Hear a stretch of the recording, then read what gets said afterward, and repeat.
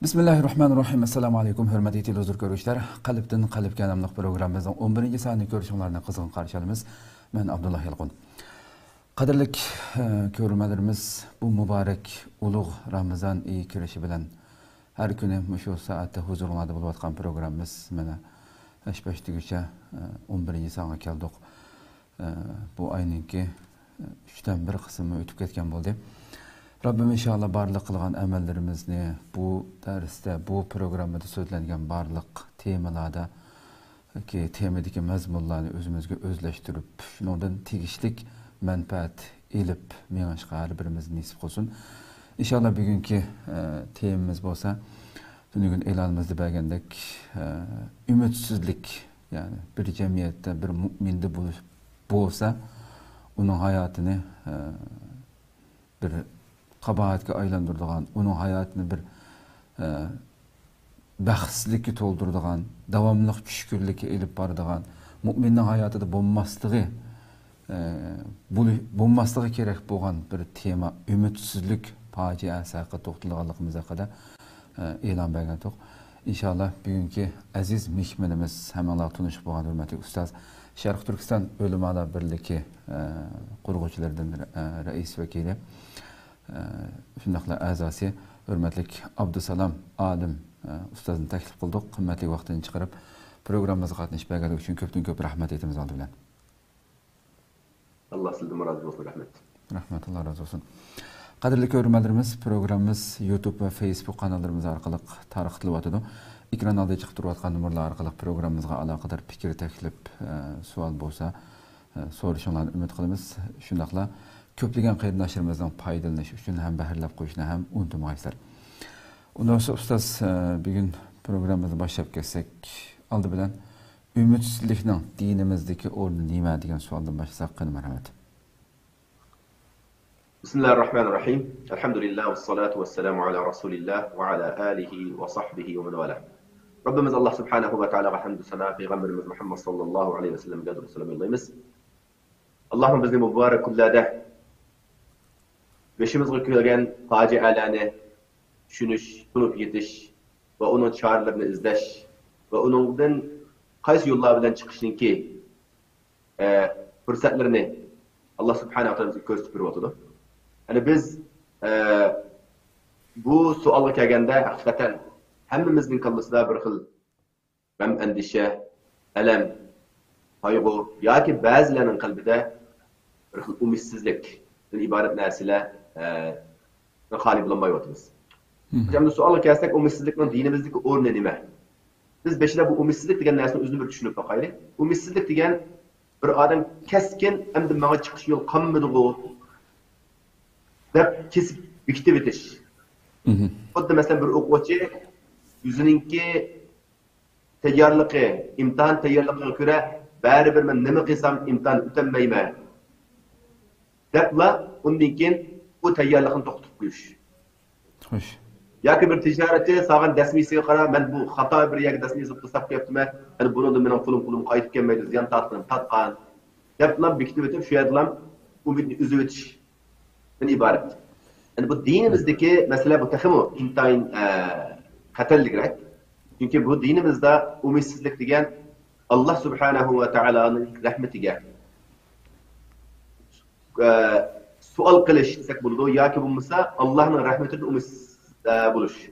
Ya'ni men bir mu'min, bir musulmon turib Allohga barliq kuchim bilan ibodat qilib olsam, Allohga nurg'un ilticalarımda kıvatsam, ya kıvatları şunca uzun oldu, lakin bunun neticesini kömmedim o.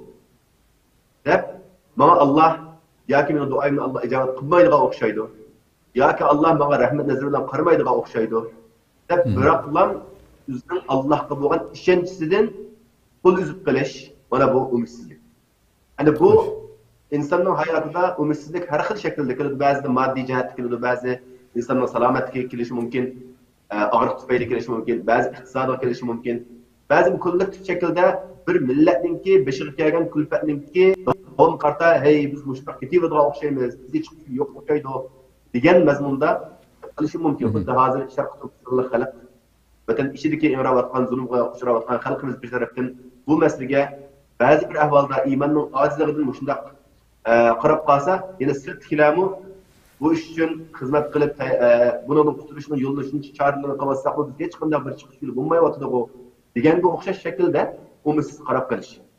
Hani biz bunu dini nuqtadan qaraydigan bo'lsak, bu intayin xatarli ofat. Buni ulamolar hattoki gunoyi kabir qatoridan sanagan.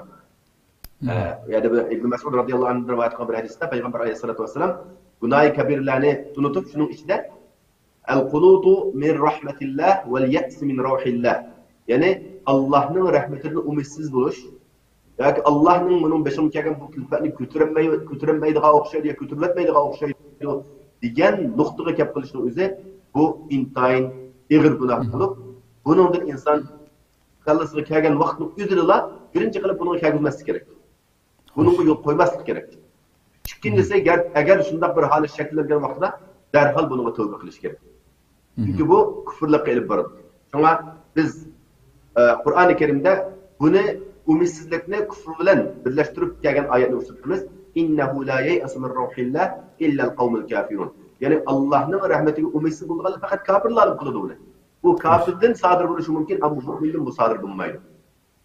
Mesela tariximizda, İslam tarixida bizniki ilgirki Qur'oni Karimda Allah subhanahu va taolaninki ilgirki ummatlar va shu ummatlarga kelgan payg'ambarlarning qissalarini bayon qilib, bizga o'xshamagan payg'ambarlarning o'xshamagan shaklda qiyin ahvolga tushganligini Allah bizga ko'rsatib berdi. İbrahim alayhisolamning boshiga kelgan kulfatlar. Onun bu İbrahim Aleyhisselam'nınki şundak ahvallarda tutkan tuzisiz kandak bo'lgan hech qachon umidsizlikka berib qolgan emas.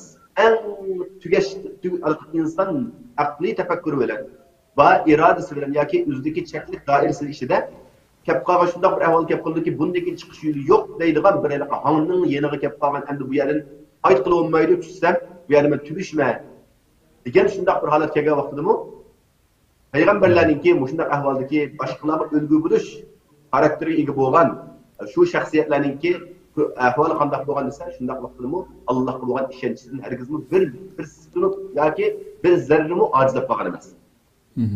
Masalan, insonning umidsizlanib turgan bir narsa bor. Insonning tabiatida, hayotida mumkin bo'lmaydigan narsalar bor. Inson bundan mumkin emas, bu baribir bu hayotda mumkin bo'lgan narsa emas deb qarab qolgan. Buni hattoki umidsizlik mumkin bir ko'rinish deb inson qabul qilishi mumkin. Sabab alimiga tayinib turib. Ammo shunda qaldimi, umidsizlanmaslikka Allah bizni chaqirib qiladi. Masalan, İbrahim alayhisalom yashab qolgan vaqtida uningga Allah bir farzandni bishorat bergan. Ayolim shunda yashab qolgan. Bu bishoratni anglagan vaqtida İbrahim alayhisalomning ayoli o'zi qachoqlab ketgan. Bu qanday mumkin bo'ladi? Mening yo'ldoshim bu holda shunda yashab qolgan. Men bu 100 yoshga qolib qolgan bir qirim mo'ytursam, men qanday qani bo'la olayman? degan bir holat kelgan vaqtida İbrahim Aleyhisselam'ınki cevabı ve qala ve men yaqnatu min rahmeti rabbih illa ad-dallun. Albatta bunu umidsizlanmaymiz. Lekin reallik qaraydigan bo'lsa bu mumkin bo'lmaydigan bir ish. Ammo umidsizlik bunday ahvolda azdiruvdir yoki azg'unlar qiladigan ish. Deb umid uzmaganligini Allah bizning Qur'oni Karimda bayon qiladi. Yaqub Aleyhisselamning hayoti o'zining o'g'liga bo'lgan tashnasidimi necha yillar. Gerçi o'g'ilni sig'inib tashnalg'ida yig'ini ko'p yig'laganlik tufayli ko'zi qarg'ib qolgan. Lekin Allohga bo'lgan umidini yo'qotgan emas. Innahu la yay'asu min ruhil. Baldir hattoki bo'ldi dada qachongacha mushtaq etsa, o'tib ketdi bu ishlar, tarix bo'lib qoldi degan vaqtida, shu vaqtda yana umidsizlanmasdan sizlar o'g'limni yuzini cho'qim topsizlar. Umidsizlik faqat kofirlarga yarashadi. Mu'min hargiz Allohning rahmatiga umidsizlanmaslik kerak. Deganga o'xshash yo'llar bilan o'g'illarga nasihat qilgan. Peygamber Aleyhisselatü Vesselam sizinki rahberimiz, bizga bizning yetakchimiz, bizga eng to'g'ri yo'lni vaqt saodat yo'lini o'rgatgan, bizga qanday to'g'ri yashashni bo'lishni o'zining amaliy hayotida ko'rsatib bergan payg'ambarimizning beshiga bunday tillar kelgan.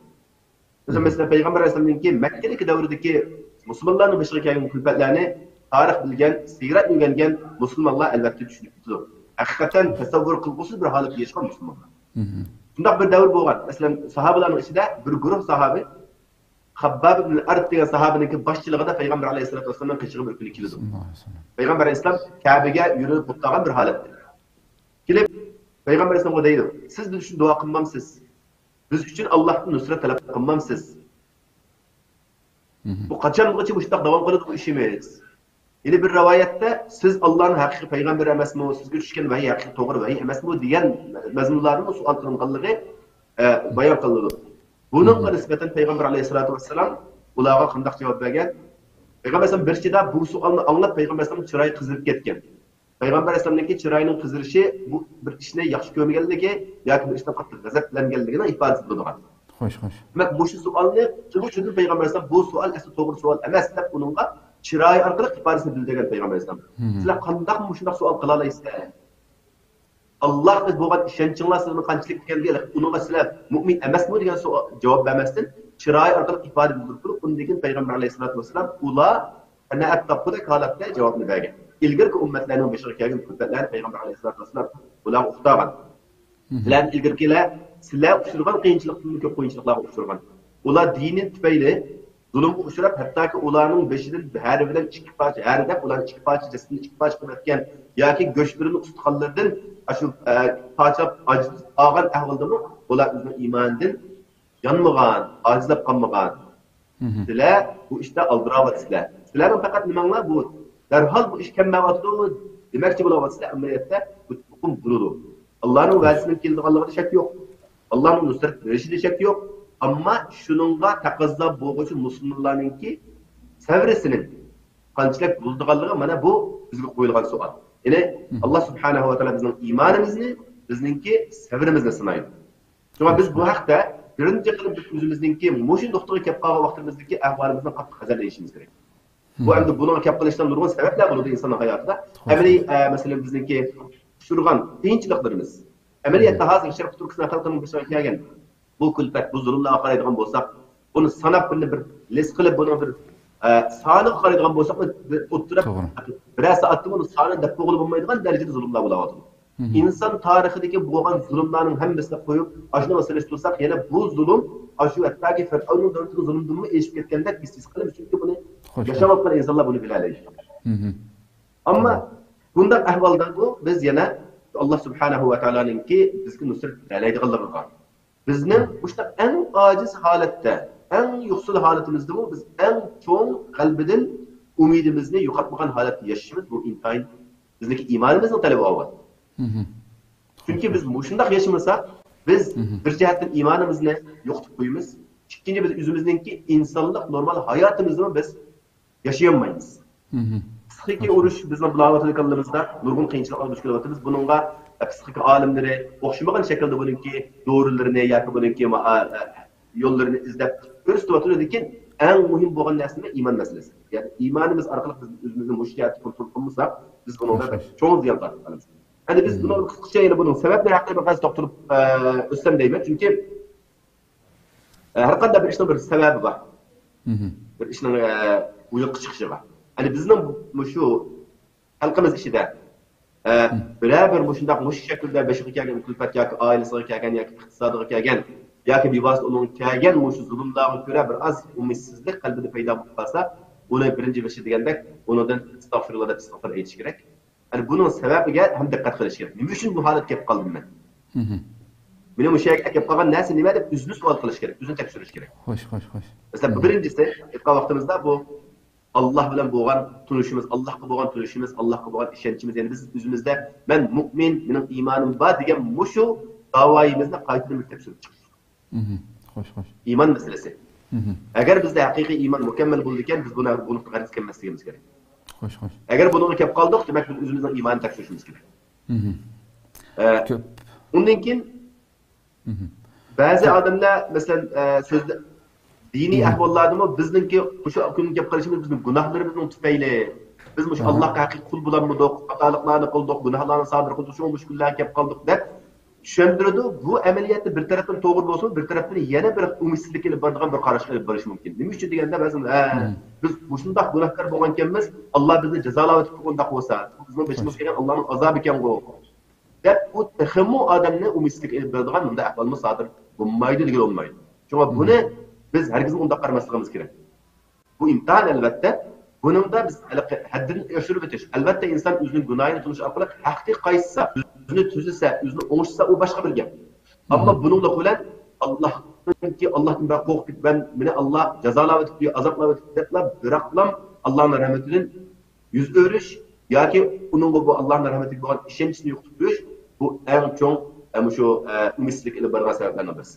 Xo'sh. Yana bir tarafdan shu biz hamda bir necha qarindoshlar bir yerda o'tirganda yoki bir suhbatda bo'lgan vaqtlarimizda biz oilada o'tirgan vaqtlarda başımız kelgan kulfatlar ustidan bir tafakkur yurgizib shuni masalani yeyishgan vaqtlarimizdami yana shu ba'zi odamlarningki umidsizlikka ilib boradigan so'zlarni qilishi bu bir xatarli ishlardan birisi. Endi boshqalarning umidsizlik ilib boradigan sabablar. Chunki hamma odam ojiz vaqtida boshqa odamningki tasalli berishga muhtoj. Bir odamning boshqa bir musibat kelgan vaqtda unga tasalli bermay, "Voy sana toza ajoyib bo'ldi-ku" deb, ilaqtahim uni zaxm bo'lgan yerga tuz sepkendek chiqilsa, u texim o odamda ajizlashtirib qo'yadi. Ama shu jamoat shaklida bo'lgan vaqtlarimizda o'zaro bir-birimizga suhbatlashgan vaqtlarimizda bunga diqqat qilishimiz. Ya'ni boshqalarni umidsizlikka ilib boradigan so'zlarning chiqish qilishini oldin olish kerak. Birasi shundoq bir gaplarni qilgan taqdirda qirindishim. Balkim sizning to'g'ridir, lekin bu yerda bundaq deb tushunib ketish bo'lmaydi. Alloh subhanahu va taoloning rahmatini unutmang.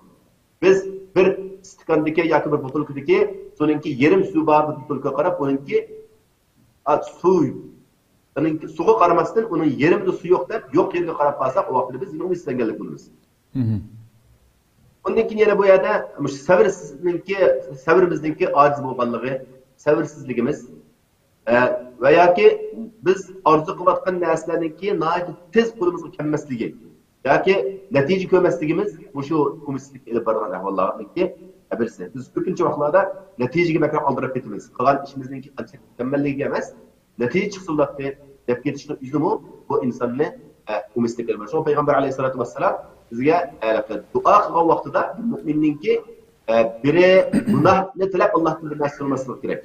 Gunohni ilib borgan narsa uchun duo qilmaslik kerak. Yoki silir rahmni uzib qo'yish haqida duo qilmaslik kerak. Yoki bo'lmasa umidsizlik ilib borgan duo qilmaslik kerak. Voy men duo qilayotgan manchilik bo'ldi, manchili bo'ldi, hozir qadar menga hech qanday bir natija ko'rdimmi deb qilishni o'zi cheklangan ishlardan birisi ham deymiz. Endi yana bir tarafda eng oxirgi bir sababini deb o'tib ketay. Bu texmi muhim, chunki biz hozirgi vaqtda hamma narsamizni biz moddiga bog'lab ketdik. Moddiy taraqqiyotga bog'lab ketdik. Kuch nima desa, Qur'onningki yuksak bo'lishi. Kuch nima desa, soningning ko'p bo'lishi. Kuch nima desa, pulining ko'p bo'lishi. degan bu narsalarga bog'liq. Mening pulim ko'p bo'lgan bo'lsa bunday qilmaydim. Iqtisodimiz kuchli bo'lgan bo'lsa bunday qilmaydim. Bizning qo'limizda manchilik kuchli qurol bo'lgan bo'lsa bunday qilmaydim. Sonimiz manchilik bo'lgan bo'lsa bunday bo'lib ketmaydi deb bu bizningki ojizligimizni, mag'lubiyatimizni yoki uni o'zimizningki moddiy jihatdagi ojizligimizga bog'lab qo'yiblar, undan keyin shuni bilan o'zimizni yo'qotib o'tish.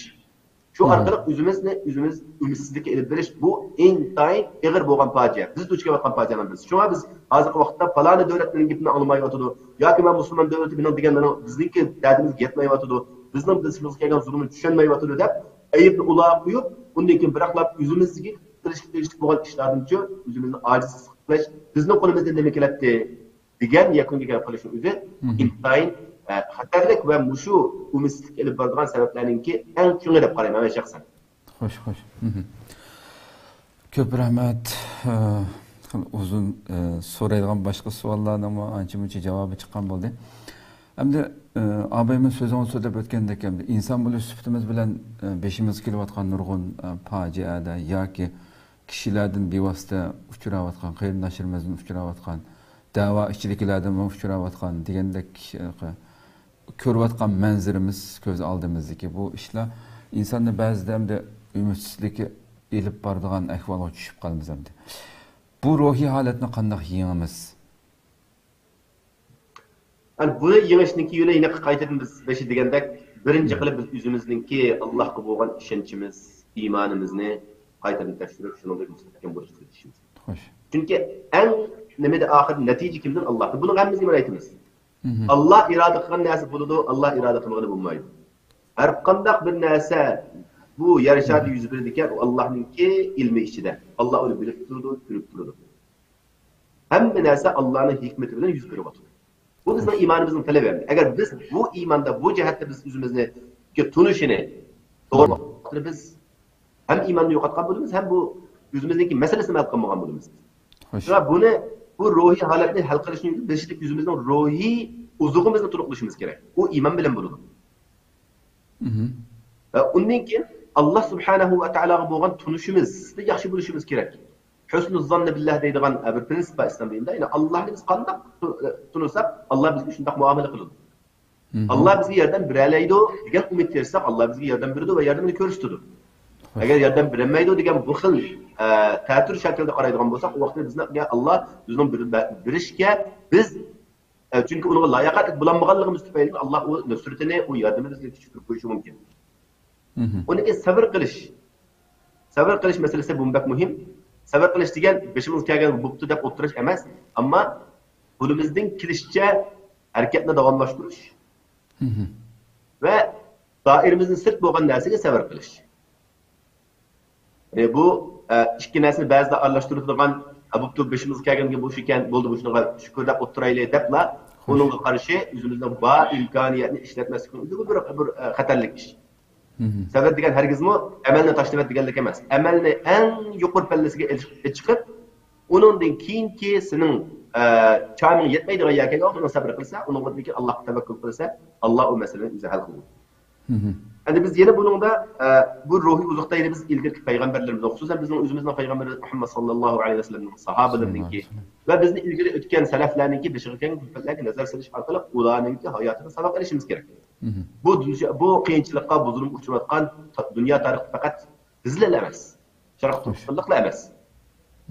Nurgun insanlar bundan ilgili bizge okşagan ve bizge okşamagan şekilde zulümlerine uçurgan hem uçuravatıdı ama biz yüzümüzdekinden başkalarınkini pek isklanmayız çünkü biz hem adam üzülken bekrak isklanır. Bu noktadan farklı vakıda biz yüzümüzü ruhi altı kelgende yüzümüzü yoktu etmesliğimiz, var imkaniyetini koldan vermesliğimiz ve Hristiyanlığımız devam kılışımızın ibaret olan nesle emniyette maşallah Allah razı olsun ruh tarafdaşlarımız muşu yolda yaxşı kitap atıdı. Yani aşında dadil mağalagan kırımdaşlarının etrafında uyuşumuz bu bir üzümüzdeki ruhi haletine, bu keyifli ruhi acizlikle terakki kıldırışka ve yüzümüzde yükseldirişke Allah'a eder faydası bulduğun bir nesne. Yani biz bu şekilde kandak düşünüşümüz gerek. Yani biz bunu üzümüzden bir tavlanış devri de düşünsek. Tavlanış devri desek yüzümüzde bir umut vergen bulunuz. Demek biz her bir işimizde yüzümüzde umut verildiğin işine kalışımız gerek. Doğru biz kıyınlıvatımız bu kıyınlıvatımızın neticesi de biz yaxşı, takımı terakki kılgan, takımı qalblarga eriştiren bir halatga özümüzü eriştirishning bir başlangıç bir kademe. Biz şu yolda kitabatımız degan şekilde buluşumuz gerek. Xuddi Peygamber aleyhissalatu vesselam Elaqi misalda şu Habbab radıyallahu anhu bergan nasihiyatida shundaq bir davr keladi. Bir shahardan bir shaharga bir odam safar qilsa, hech qanday bir narsadan xayim xatardan xotirjam holda. Faqat bir yo'lovchi masalan yoki bir podachi qo'y kanlari haydab olgan bo'lsa, balki bir bo'rilarniki qo'ylarini yeb ketish xavfidan balki nima xavf qilishi mumkin, aztirish mumkin. Bundan boshqa hech qanday narsada xavf bo'lmaydigan shunday bir holat shaklida degan. Endi Payg'ambar alayhisolatu vasallamning shu nasihatni qilishi, shu darsni berishi qaysi vaqtda bergan uni? Tushlik vaqtida berganmi? Yo'q. Musulmonlar intayin ojiz vaqtida. Ojizlik vaqti darajasi shu darajaga yetib, hattoki ba'zi sahobalar umidni yo'qotgan bir holat shaklida shu vaqtda o'zida Payg'ambar alayhisolatu vasallam en yuqori umid ularga bergan. Yani biz shundoq bir davrga erishimiz, Allohning nusrati kelib, biz uningda butun xotirjamlikka biz erishimiz. Qalbi bizning bo'ladi. Deb bo'lib, oxirsida gapini bilan tugatgan valakinnakum tasta'jilun. Lekin sizlar aldirayapsizlar. Xo'sh. Yani biz bu nuqtani to'g'ri tushunalsak, shunga murojaat qilsak, inshaalloh bizning nurg'un ruhiy holatimizga bu bizga yetarli darmon bo'ladi, davo bo'ladi inshaalloh. Ko'p rahmat inshaalloh. Endi yuqoridagi so'zlangan misol keltirilgan mayli oyat bo'lsin, hadislar bo'lsin. Endi bir musulmonga nisbatan haqiqatan Allohning rahmatidan, Allohning yordam berdiganligidan faqat zolimlardan ümidsizlindi degan bu haqiqatan ig'ir bir gap hamda bu cho'ng bir gap musulmon uchun. Endi bizni mu'minni yani ümitsizlikka tushib qilishimizning sababini shu iymonning ojizligidan, bu ta'limotlardan yiroq qolganligimizni deb tushunish mumkinmi yani? U eng muhim omillarning birisi albatta shundoq, iymonning ojizligi. Ama onun bilan qo'shilib nurg'un omillar yana bor. Muhit amili deymiz, yaşayotgan muhitimizga qarash. Atrofimizdagilarningki biz bilan birga alishib yashayotgan, birga ham suhbat bo'layotgan odamlarning ahvoliga qarash. O'zimizning bir kishilik sabrisini, buningga nima qilish bo'ladi? Sabrimizningki qanchalik kuchli yoki ojiz bo'lganligiga qarash bo'ladi. Günah, ma'siyatlar mı adamni şundak ümitlendirdi, acizlaştırdı. Ama biz bu meselelerni başkalarınki hayatına qaraydigan bo'lsak, masalan, iymoni bo'lmagan, islom diniga e'tiqod qilmagan odamlar eng yuqori taraqqiy qilgan davlatlarda yashayotibmi? Kichikgina bir bir kulfat kelsa, ko'tarilmasdan o'zini o'ltirib oladigan ishlar. Masalan, shu Yevropa ellarida taraqqiy qildi deb eng yuqori taraqqiy qilgan davlatlarda o'zini o'ltirilish nisbati intayin ko'p. Nima uchun? Bularda umidsizlik tez ularga ta'sir qiladi. Bir yerga tushib qolgandakilar bularning nimasida nurg'un ichki hayoti biroqman buziladi. Qaraqlışıdı. Bunun için muşundaq ahvalını hal qilish uchun, ularni davolash uchun har bir mush taraqqiy qilgan davlatlarda milliardlagan dollarlar sarf qilinadi. Bunun o'xshamagan shaklda doktor sohalari va psikologistlar deydi, psixika olimlari va boshqa nurg'un odamlar mushuni hal qilamiz deb, shu ruhiy kasallikni davolash uchun bir davlatningki hajlayotgan chiqimlari intayin ko'p. Shundaq turg'liqmi yine buni oldini olib bilinmoqlik. Kun siri bu ko'payib ketyapti. Gerçi ularınki maddi hayat imkanı yaxşı da tuyuldu. Mesela pulusu var, işleri var. Mesela hayat şundak yaxşı, halığa vaxtında mesela azraq pul tapsa başka yerlerde seferlerine kalıp seyahatini koyup konu açalaydı. Ama bular bu ruhi uzuk bulardı ki, uların şu umitsizlik yapılan vaxtı ularını ayıp kalıdığın bu ruhi uzuklarda bulmadan ki ular öldürür. Ama biz şu, elhamdülillah Müslümanlar, biz kaysa halit düşüp kalışımızdan qat'i nazar, bizden orada kurulkan birinci amel elbette imanımız. İmanımız arkalık biz elhamdülillah yaşamak. Eğer biz iman bile yaşamagan bolsak, Allah'ın rahmetiga bo'lgan ishonchimizda yaşamagan bolsak, balkim nurg'unlarimiz bizning balkim o'zimizning halaqqa bo'lish yoki boshqa bir holatga kelib qolish ehtimolligimiz bu yaraq emas. Chunki bu kelayotgan kulfatlar, musibatlar haqiqatan intayin og'ir. Ama biz shuni tushunamizki, qanday bu ketishdan qat'iy nazar, chunki Alloh subhanahu va taolo bandalariga ular ko'tarilmaydigan bir mushkulni yoki ko'tarilmaydigan bir ig'irchilik ularga solmaydiganligini Allah va'da qilgan. La yukallifullohu nafsan illa wus'aha. Biz bununla bo'lgan ishonchimiz bilan to'g'ri men kuchga o'taman. Bu men uchun bo'lganda foyda. Chunki Alloh meni sinash orqali meningki martabamni, o'zining oldidagi o'rnini Alloh meni yuqoritdi va mening sabrimni Alloh imtihon qilish orqali o'zining menga va'da qilgan nusratini Alloh subhanahu va taolo berish uchun Alloh subhanahu va taolo meni tanlayotdi yoki tanlayotdi deb tushish, naq shuni chekirish orqali biz o'zimizni shunday fojialarni saqlab qolamiz. Chunki bizga Qur'oni Karim haqiqatan bu ruhiy uzuqni berdi. Biz mesela Qur'oni Karim orqali Musa alayhisolamning beshiga kelgan kulfatlarni ko'ramiz. Ayyub alayhisolamning bir shaxs, bir inson bo'lib bir odamni beshiga kelgan. Og'riqdan iborat, kasaldan iborat bo'lib kelgan qiyinchilik eng yuqori palla jazo nima imtihon qilinganligini va shunimi u payg'ambarningki umidlanmay Allohga bo'lgan ishonchisini mustahkam turib, oxirida Allohning marhamatiga erishganligi. Undan keyin natijasi kelgan vaqtida u kasaldan saqib qolmasdan, balki ilgari yo'qotgan barliq mol dunyosi, oilasi, bola chaqalarini hammasini Alloh taxmin ko'paytib, buning berganligini o'chirdi. İbrahim Aleyhisselam'ın misali aldığımızda, Peygamber Aleyhisselatü Vesselam'daki en qiyin ahvali, onun ölüm ilan kılıngan, onun buyruğu çıkırılgan vaxtida, Tavr g'arida to'g'al vaqtidagi ahvolda mesela en yakın sepleş Abu Bakr radhiyallohu qattiq endi chiqib ketgan. Mesela shunday vaqtida bu Peygamber Aleyhisselam'ın onunğa yani en güzel umid husnini onunğa bergan. Allah biz bilan ekan nimadan ansiraysan. La tahzan innalloha ma'ana. Yani biz şu yeterli. Eğer biz hakikaten bu şu Peygamberimizin şu siretine qaytib özümüz yolunu şu arqali topadigan bolsak, inşallah bizden çıkış yolumuz yakın. Ama biz onu yarak görürüz. Burada Allah subhanahu wa taala nusret nayet yakın ama sizler onu yarak qarab qolasizlar. To'g'ri. Degan bu nuqtalarni biz qayta o'zimizga eslatish, suhbatlar bo'lgan vaqtida, qarindoshlarimizning oilamizda o'tgan vaqtida bu nuqtalarni ko'proq takrorlashimiz kerak. Biz doim zulm bulavotuli deblam kulfatlar, azoblar to'g'risida jiq baron qilganmiz va har qanday bir odamning qalbiga ta'sir qiladi, ozlashtiradi, yig'latadi. Ba'zilari qo'pib balki o'zi yolg'iz yig'lishi mumkin, ba'zi yig'isini boshqa oldida qilish orqali boshqalarning yig'iltishi yoki boshqalarning og'iz holini tushirib qo'yish mumkin.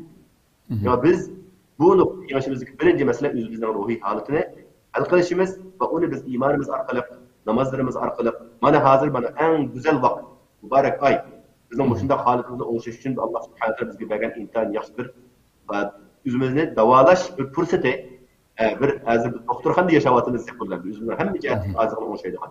Ruhiy ojizligimiz bo'lsin, iymoniy ojizligimiz bo'lsin yoki Alloh subhanahu va taolo amal ibodatimizga sustligimizni o'zimizga bir fursatga qaraylik. Hamma jihatdan shu oyda haqiqiy ma'noda uzuq qilib inshaalloh biz beshimizga agar qolgan mushtaq bir xato tushunchalar yoki xato bir narsalar misliqlar paydo bo'lgan bo'lsa, buni biz pat yuyishga tirishimiz kerak. Chunki bu mu'minda umidsizlik degan narsa bo'lmaydi. Mu'minningki qomusida, lug'atida umidsizlik degan narsa bo'lmasligi kerak. Xo'sh, to'g'ri. Ko'pdan ko'p rahmat. Haqiqatan payg'ambarimizning yuqorida sizlar so'zlab o'tgan mana shu sahobalar shunchalik ojiz, hatto ularning biri qo'sqini to'yg'izdigan yemaklik topolmayotgan ashundoq bir ig'ir davrdimi Rasululloh sahobalarni shu vaqtdagi imperatorliklarninki saroylarni, qasrlarni oladiganligi, fath qildiganligi to'g'riliq bishorat berishi hamda haqiqatan insonni uyg'usaldi. Shu qadar qiyinchilik holatda sahobalarning ruhini ko'tarib tutishi. Bu albatta andaki silmiyada abay til qilib o'tlamasanga shu g'arb dunyosi taraqqiy topgan Allah'ның maddi jihatdan shunchalik hamma narsa to'liq bo'lsa-mu, bu ruhiy tushkunlik, ümidsizlik, o'zining hayotidagi bir narsalardan rozi bo'lmaslik tufaylidan o'zini o'ldirib oladigan darajaga bağlılığı bu sonliq ma'lumotlarda shu davlatlarningki har yili o'zini o'ldirib oladigan kishilarningki hatto bir vaqtda Yaponiyada tsunami bo'lganda bo'lib bir yildan keyin e'lon qilingan bir sonliq ma'lumotni o'qigandim men. Tsunami bo'lganda o'lgan odamning sonidan şu baladan yani şu su afetin tsunamidan qutulib qilib bir yil o'tgan hayot qolganlar bir yil o'tgandan keyin voqeaning ichida o'lgandan necha hassa ortiq ekanligini o'zi hayot qolgan bo'lsa-mu urug' tuqqanlari yoki mol dunyosi bolalardan ayrilib qolganligi uchun shu hayotdan chidamay umidsizlikka to'lib o'zi bo'ldi bu hayotda yashamay deb o'zini o'ldirib olganligi to'g'riliq bir sonliq ma'lumotni o'qidim shu vaqtida. Demek maddi cihetten hem narsimiz to'liq olgan bilen ameliyatda bu ruhi, bu iman Allah'a bo'lgan biz Müslüman bo'lib sifatimiz bilen acizleşip ketgan vaqtida hayotmi bir cehennemge aylanib ketgan devamda.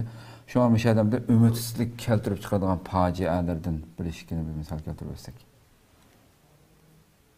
Hani ümidsizlik keltirib chiqadigan fojialarga o'xshamagan insonlarda o'xshamagan shaklda bo'ladi bu. Xo'sh. Mesela bu ham degandek Allah'a işenmeydiğin insanların hayatındaki facialar intihar zor. Bunlar için bir özününki bir hizmetinden ayrılıp gelişi. Biz buna hizmetin ayrılıp gelişi de mındakıl degen bilen çünkü bu hizmetin ayrılıp gelişi bunlar için nurgun hayatının umumi tüm nesliye bağlanıp ketken bir bu hizmet bunlar için. Mesela bir adamınki bir hizmet olsa bunun ağam maaşı mesela $1000 maaş aldı degen bolsak şu $1000'ları ağam maaş alıngan vaxtında bu bir neçeki taksim kılıp öz joyiga hajlanıp turadi otomatik. Çünkü bu adamınki öy qarzi var. Uyning hattaki ishlatayotgan saramjonlarining uy bisatlarının qarzi var. Çünkü onu qarziga oladi. Telefonlarning puli var. Mesela o'ziniki yemek içmekka ketadigan chiqim var. Tok gazlarga ketadigan chiqim var. Demek bu shundaq shu $1000 olgandan keyin buni shu avtomatik shunga hammasini bog'lab etilgan 10%ni yemagimga, 10%ni gaz puliga, 10%ni tok puliga 30% uyumdan ketish nimasiga, istatirilgan pulni xarzini qaytarishga deb asosliq 90% puli shunga bog'lanib kelgan. Bu pul ya 10% pulga, ashuni ya oshmaydi. Yani bu 2 haftadan keyin agar 2 hafta ichida shu 10% puli bilan uni o'zining hayot qilmasa, u yeni bir qatam maash chiqib bo'lguncha u umidsizlikka yuzlanib bo'ladi degan gap. Xo'sh. Abi kichik maash pulisini joyiga xarjlayolmagandan keyin, ammo biroqlam xizmatni to'xta degan gap uningga hamma yerdan hujum keladi. Bankadan keladi, sen pulni to'lamadan o'yinni qaytarib olamiz, setimiz degan o'xshagan. Boshqa uyning to'ki uziladi, uyning suvi to'xtatadi, uyning vaqtida o'ziga keladigan chiqim hamma narsaga ta'sir qilgandiki bu odamga bu tasavvur qilg'usiz bir holatda hujum. Bunda bir odam bir maydonda qilib atrofini dushman hujum qilganga o'xshab bir xil moddiy hujum qilish kelgandan keyin bu odam. Xo'sh. Mana bu intayin ig'ir fojia. Shu mushtaqa bir ahvollarda adam mesela şu Xitoy virusi tufayli nurg'un odamlar o'zining jinni nobud qilgan insonlar ko'p. Nima uchun deganlar buning da nurg'un odamlar xizmatini to'xtadi, ishlayolmadi. Bu ular uchun ko'tarilmaydigan darajada bir ig'ir ofat bo'ldi. Uning ustiga bu ham og'riqning o'zimi mana qayg'urtirib qo'ydi. Bu endi ig'ir fojia. Amaliyotda biz buni yashab ko'rdik. Hamma dunyoda yashayotgan har bir odam buni bir xil yashaqliq yoki uning tajribasini biladi. Ana biz Müslümanlar bizga nisbatan ham kelgan nimaga kelsak, bizning hozir fojiamiz nima desa, biz vatanimizdan biroqlam aloqamizni uzdik. 3 yildan beri. Bundan keyin bizga kelayotgan xabarlarning 3 yil, 4 yilning yoqi vatanimiz ichidan chiqqan bizga yetgan xabarlar, endi undan balkim 1%, 2% haqiqiy xabar bizga yetib qolgani bu yerda. Shu yetgan xabarning hech qaysi birisida bizga umid beradigan xabardan birisi yo'q. Xushal qiladigan xabar yo'q. Bunda holatda bo'lgandan keyin u insonning bir inson bo'lish sifati bilan, insonlik ojizligi bilan uning boshiga albatta u agar yuk bo'ladi, ko'tarolmaydigan holatga keladi. Ana bu vaqtda inson uningga titrlab boqadi, buningga titrlab boqadi. Shuning uchun hozirgi o'ttirda qaynayotgan qaynamdimi har xil qaynamlarni uchratyapmiz. Xo'sh. Vuduqqan, nima qilishni bilmay sayrayotganlar, so'zlayotganlar bor. Vuduqib ketganlar bor. Umidsizlik biroqlar bu o'zining hech qanday nima yo'q deb, hattoki o'zining ma'lum vaqt o'zi bir to'g'ri ishni qilgandek bo'lib, avangard xizmat qilayotganlarmi bir oz qilib, yo mening bu ishimdan natija chiqmaydi ekan, eng yaxshisi men taslim bo'lay, taslimchilik olib ketib qolganlar bor. Masalan, ba'zilar hattoki voy bo'ldi men shu qaynamaga optidim yana ba'zi men shunga rozi. Bu shuna yetarlikkan bizga deydigan maholatga qolgan insonlar bor. Bu taslimchilik. Bu umidsizlikdan cho'ma sen o'zingni umidsizmay, balki xalqingni, millatingni umidsizlikka boshlab ketyapsan. Bu intayin og'ir fojia bizga. Bir odam o'zining shaxsiy hayotidagi o'ziniki qiyinchilikqa qarata bir ma'lum riya kelib qolsa ayrimasiz. Sen uni sirtqa chiqib, maydonga ko'tarib chiqib, boshqalarni qayg'urtirib, ularni umidsizlikka ilib berishing sen o'zing uchun emas, balki bir kishilik jinoyat o'tkazmasa, balki bir millatningki jinoyatni sen sodir qilasan. Bu har bir odamningki bo'lib xizmat da'vo ustida yurayotganlarningki beshida bu narsa qattiq bir nima bo'lishi kerak. Bu mas'uliyat tuyg'usi aniq bo'lishi kerak. Bu fojiani ma'lum odamlar texmi cho'ngaytib boshqalarga uni fojia qilib ko'rsatadigan ahvollarga duch kelyapmiz. Hani buni yana shu bayon bu hammasi deyilib bo'ldi, qayta takrorlashning hojati yo'q. Chunki shu odam, shu shaxs o'zining boshiga kelgan bu fojiani qaysi holatda tushunadi? Buni iymoniy nuqtadan tushunyapti. Yoki boshqalar bizga yordam qilmayotdi deb boshqalardan xafa bo'lib, boshqalarni ta'na qilib, butun ochiqni boshqalarga ilish orqali qarab kelamdi. Yoki o'zining ustiga yuklangan mas'uliyatni ado qilish qilmaslik bilan qarab chiqadi. Bu hammasi ayrim nuqtalar, ammo buni bu aqlli bo'lgan, farosatli bo'lgan bir inson bo'libmi? Allohga iymoni sog'lom bo'lgan, rostchil iymoni bo'lgan musulmon albatta bu fojialarni hargiz fojia deb emas, balki bir imtihon. Bu o'tkinchi bir ish. Bu o'tib ketadi. Degan xuddi shu payg'ambar alayhisolatu vasallam sahobalarga bergan shu saboqdan, shu nasihatni o'zimizga uzuq qilib, bu holatda yashashimiz kerak. Xo'sh.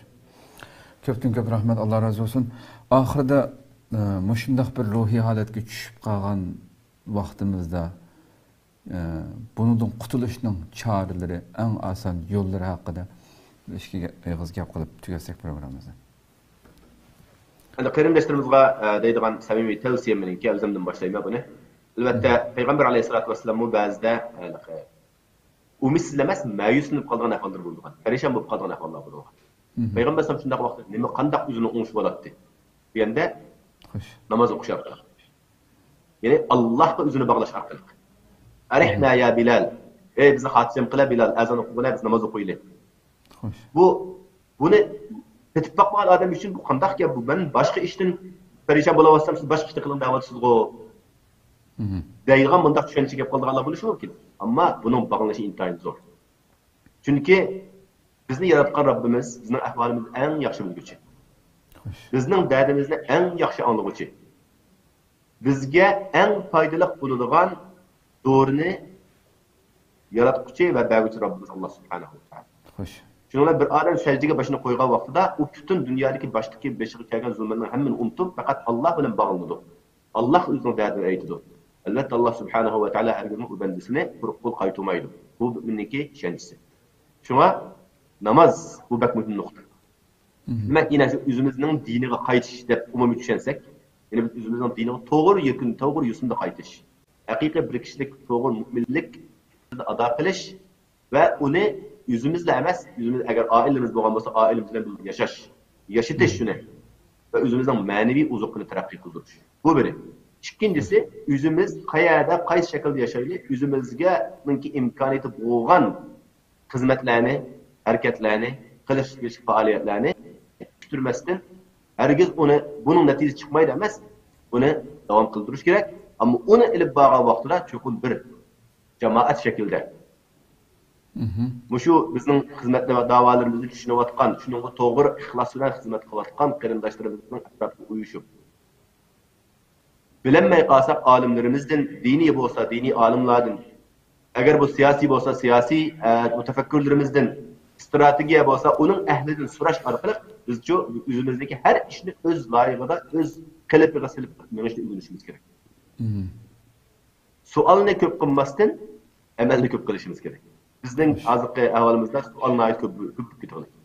Bu hozir sosyal mediada shu mana nima ish qildi, u ketdi, bu ketdi, nima bo'ldi, nima ish qildi degandek savollarni aytib ko'p. Ammo shu savolni so'rag'ichi siz shu savolingizning orqada qanchalik turdingiz? Degan nuqtani demak har bir odam o'zining ustidan savol qilish. Bir o'zining bir kishilik majburiyatidan savol qilish. Xo'sh. Va uchinchi nuqta shunga moddiy jihatdagi imkoniyatimizni, ya'ni iqtisodiy jihatdagi imkoniyatimizni qo'limizdan kelishicha aymasdan qurbon qilish. Chunki bu bak muhim nuqta. Bu harakatni qilayotgan da'vo yo'lida bo'layotganlarningki besh qilayotgan eng cho'ng to'saq hozir ularning ishini ojizlashtirayotgan yoki tusoq bo'lib qolayotgan moddiy hayotda sabab olimda nima desa iqtisod. Xo'sh. Endi bu iqtisod bizningki tul qolgan ayollar, yetim yesir bolalarga, ishsiz qolganlarga va boshqa hammaga kerak bo'layotgan bo'lsa, ammo eng kerak bo'layotgan bu da'vo uchun kerak bo'ladi. Xo'sh. Aqalli mesela mushu bir hozir biz mushu tor orqali fikrat orqali so'zlashyapmiz. Mushu xizmatninki, mushu istiqlol nimasining mediasiningki elib berayotgan xizmatlarini balkim nurg'un qarindoshlarimiz ko'radi, xursand bo'ladi, nurg'un darslarni oladi, foydalanadi. Lekin buning orqasida qanchalik mablag' ketadigan-da mushuningga. Buning iqtisodiy zari qanday hal bo'layotgandi? Qarindashim, mening $1 pulim masalan uchun sen mana ishni yaxshi qilib mani sana bir atayım çünkü sen millet için xizmat qilibsan go degan ma nuqtaga kelmak bizning masalamizga bakteriyalar sürüp çünkü xalqimiz bu masalani tushunmayotdi. Bu nuqtaga kelmayotdi. Xo'sh.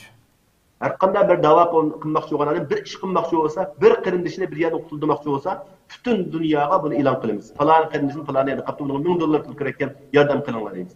Bir qarindishimiz og'rib yetib qapti doktorxonada operatsiya qilingan ekan, buningga yordam qilaylik, butun dunyoga jarsanamiz, uni qilib yig'amiz. Shunda qilib chiqib bu shunda qilishgan ish bu bizning ishlarimiz.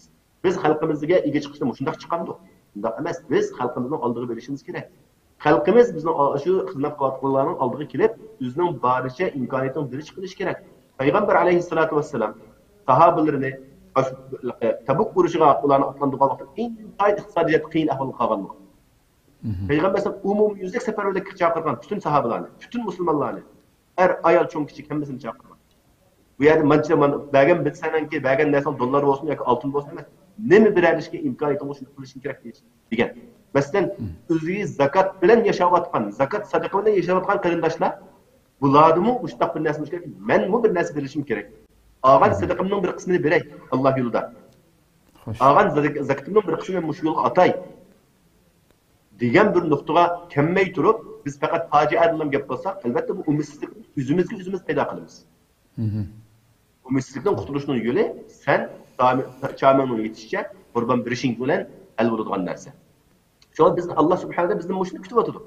Bizning hammamizning nimasi tushunchisi mushiyaga kelgan vaqtida undan keyin biz Allohning nusratiga o'zimizni layoqatli qilgan bo'lamiz. Bu vaqtda Alloh subhanahu taolo nusrati kelashi shak yo'q. Shunga Qur'oni Karimda Alloh deydi: "Va huvallazi yunazzilul g'aytha min ba'di ma qanatu va yanshuru rahmatahu va huval valiyyul hamid." Yani Allah subhanahu ve taala yambu hayatdan ibaret. Hemden biliyor. Suğuması yaşlı bulmaydı. Şunu mu insanlar umisli hem de biz qurboqchilik tugab ketadigan o'xshaymiz degan en axir qanday gap qilgan vaqtida Alloh osmondan yambu yog'dirish orqali ularningki umissizligini Alloh yo'qotdi. Va o'zining rahmatini ularga yaydi. Chunki Alloh al-Vali. Bu insonlarning do'sti Alloh subhanahu va taolo mu'min bandalarni yaxshi ko'radi. Yani biz maqsad shu Robbimizningki shu marhamatiga erishish uchun biz nima qildik? Bu dava, bu qilayotgan xizmat u faqat bir guruhlarning qiladigan ish emas. Hamma odam o'z loyig'ida, o'z sohasida qilish imkoniyati bo'lgan shaklda qilish kerak. Ammo sen hech nima qila olmayman. Inson sen nima ish qilishing kerak? O'zing men sana hech qanday imkoniyat yo'q degan odamni qila oladi bu ishni. To'g'ri. Shunga bu yerda umidsizlik fojiasi albatta bu bir fojiada ko'rilgan bilan biz bu fojiani o'zimiz tug'diryapmiz, uni taxmi o'zimiz tushunayapmiz. Ama onun kurtuluşunun yolu bizim yüzümüzün kuluda yani. Çünkü bu onun kurtuluşta hemimiz birlikte ortak bu seferberlikte kilişimiz milletimizdeki halkımızın gamine hemimiz okşaş benim gamim degan halatga yetişimiz ve onunla hemimiz imkan verişçe kolumuzdan kiladigan maddi ve manevi ve iktisadi yardımını aymay kılgandılar bundan keyin neticini biz bundan keyin Allah'tan kütüleyiz. Hoş. Köpten köp rahmet. Allah razı olsun. Gayet güzel içip verdiniz. Programını müşahede akıllaştırsak rahmet inşallah. Yeni bir sanda görüşeceğim. Rahmet size. Qadrli ko'ruvchilarimiz, shunda qilib qalbdan qalbga programmamizning 11 soniya shu yerda oxirlashdi. Anglab o'tdik qadrli ko'ruvchilarimiz. Shu so'zlarni anglayotgan vaqtida Qur'oni Karimda shu sura Hudda bir Rabbimizning bir so'zi bor. Wa ilayhi yurja'ul amru kulluhu fa'buduhu. Rabbimiz Allah subhanahu va taala bizni o'ziga qulchilik qilish, o'ziga ibodat qilishdan burun bizga shundoq bir bandasi shundoq bir xotirjam qilib etib, ondan keyin o'ziga ibodat qilishni buyurib ekan jo'mni. Banda butun ish yani barliq ish natija chiqarish, bizga nusrat berish, yordam qilish, dushmanlarimizni mag'lub qilish, butun ishning mush koinotda biz tasavvur qiladigan hayotimizning har xil shakliga o'zgarib turishi, barliq ishning faqat o'zining qo'lida ekanligini, mening qo'limda sen xotirangni jam qilgan, xotirjam bo'lgan, barliq ish mening qo'limda. Men o'zgartaman, har qanday ishni qilsam men vujudga chiqaraman deb o'zining qo'lida ekanligini, barliq ishning ko'kulisining hammasining o'zining qo'lida ekanligini bizga devetib, bizga bildirib qo'yib, ondan keyin fa'buduhu. Bana ibadet qilgani, uningga ibadat qilgan deb Rabbim bizni shu qadar bu oyatni tafsirshunoslar ajoyib uzun tafsirlaydi ekan hamda shu ba'zi insonlar shu hayotimizga yuqori dars ustoz so'zlab o'tgandek qiyinchilik beshimiz kelayotgan dushmanlarimizning cho'ng ko'rinib ketishi, butun ishlarning hammasi insonni tarafdan umidsizlantiradigan, ma'yuslantirib qo'yadigan ahvolga tushirib qo'ydi. Lekin Rabbimiz bu yerda hamma ishning natijasini men chiqarman. Bütün iş benim kolumda. Şoň sen hiçbir şekilde tevrenmezsin. Bana ibadet kıl, mendin tile, bana yalvargın degендek bu ma'nolarni berip bizning ruhimizni ko'tarib, bütün qalbinin, bütün netijini chiqaruvchining o'zi ekanligini bizga bildirib o'tadi. Rabbim inşallah bu ümit bilan yashagan muddatcha bizni barliq tushib qolgan bu holatimizdan, hozirgi holatimizdan ötküzüp, biz ümit qilgan, biz kütken şu güzel kunlarni, şu güzel hayatni bizga berishga albatta qodir. Naiti ruhluq holatda, umidvor holatda yashashimiz kerak. Rabbim buni har birimizga nasib qilsin deymiz. İnşallah Rabbim ömür bersa, yana bir qatimliq atiki programmamizda inşallah o'xshash vaqtda ko'rishguncha aman bo'lgaysizlar. Assalomu alaykum va rahmatullohi taala va barakatuh.